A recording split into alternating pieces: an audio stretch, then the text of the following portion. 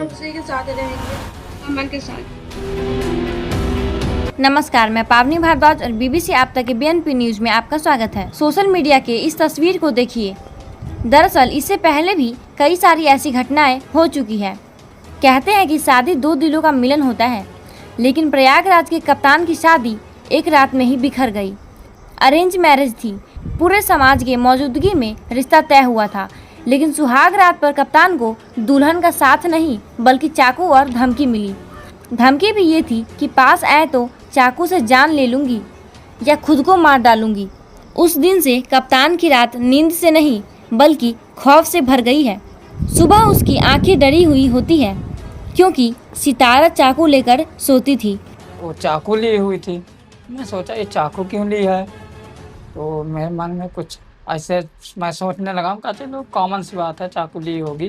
लेकिन सर मैं जब उसको टच करने गया तो मुझे चाकू कह रहे मतलब धमकी देने लगी कि अगर टच करोगे हम तुमको मार देंगे या तुमको मारेंगे, अपने आप को मार देंगे। तो मैं बोला ऐसा क्यों? कह रही है कि मैं और किसी से प्यार करती हूँ, उसका अमन नाम है। जैसे ही कप्तान ने हिम्मत करके सच्चाई जाननी चाही तो सामने आया वो राज जो किसी को भी हिला देगी। सितारा का दिल उसी के भतीजे पर था जिससे बात करने के लिए उसी के मोबाइल से कॉल करती थी। और तो और कप्तान ने बताया सितारा यानी उसकी बीवी केदारनाथ जाने की जिद पर अड़ी थी, लेकिन कप्तान का मूड सनका और उसने सोचा मेरा भी हाल राजा रघुवंशी की तरह न हो जाए, कहीं उसे भी मार कर खाई में न फेंक दे। बोल रही थी कि हमको आप केदारनाथ घुमाने ले चलिए। तो हम सर फिर उसके बाद मतलब कांड पहले कह रही थी। हाँ, लेकिन फिर जब वो हमको चाकू दिखाई तो मेरे भी दिमाग में आया अरे तो सही बात ये लग रहा है जो ये राजा रघुवंशी के साथ हुआ है, ये सब सोनम लोग और जो ड्रम में भर दी थी वो सब तो ये मेरे साथ भी ऐसा कर देते। तब उस दिन मेरे दिमाग में आने लगा। सर मैं बहुत डर गया था अपने समय। 2-3 दिन सर समझ लीजिए साथ में थे कि हमको नींद नहीं आती थी। सर मैं बहुत डर गया था। 1 जून 2025 की रात सीसीटीवी कैमरे में जो दिखा वो किसी फिल्मी सीन से कम नहीं था।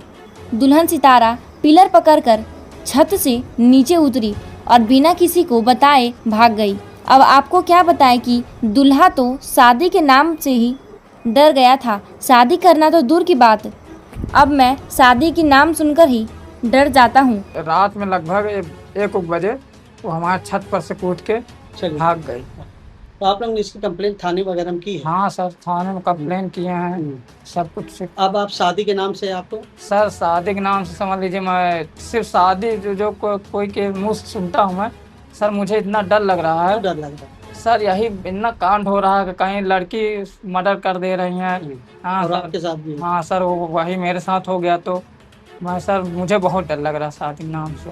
शादी जो भरोसा की बुनियाद होती है, जब वह छल, भरोसा और साजिश से भर जाए तो जिंदगी थम सी जाती है। कप्तान आज भी उस रात की याद में कांप जाता है। अब सवाल ये है कि अगर शादी समाज की सहमति से थी फिर धोखा किस लिए है, और क्या कानून भी कभी सच को सुनेगा या ऐसे इल्जाम चलते रहेंगे?